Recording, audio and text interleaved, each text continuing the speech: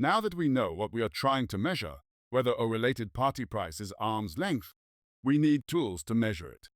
Those tools are the transfer pricing methods.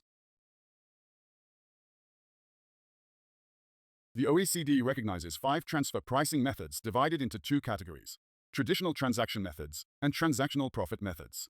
Traditional transaction methods compare the prices or margins on a specific transaction under review to comparable third-party transactions. These are the comparable uncontrolled price method, known as CUP, the resale price method, and the cost-plus method. Transactional profit methods look at the overall profit level earned by one or both of the parties to the transaction, compared to profit levels earned by comparable independent companies. These are the transactional net margin method, known as TNMM, and the transactional profit split method. The OECD does not rank these methods in a rigid order of preference.